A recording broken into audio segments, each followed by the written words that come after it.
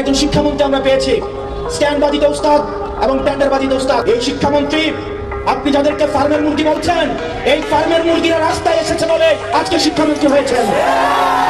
এই ফার্মের মুরগিরা রাস্তায় নেমে এসেছে বলে শিলং থেকে এসে সংবিধান বিশেষজ্ঞ হয়েছে।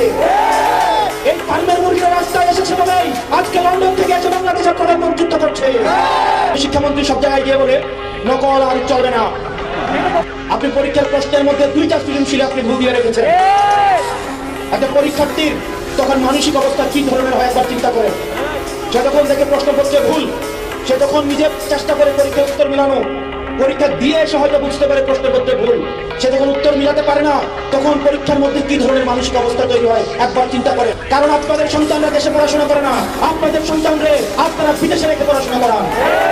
পরের সন্তানদেরকে রাস্তায় রেখে রাজনীতি করাবেন, পরের সন্তানের ভবিষ্যৎকে নষ্ট করবেন, পরের সন্তানদেরকে নিয়ে এক্সপেরিমেন্ট করবেন। এই বাংলাদেশ নিয়ে এক্সপেরিমেন্ট আর আমরা আপনাদেরকে করতে দিব না।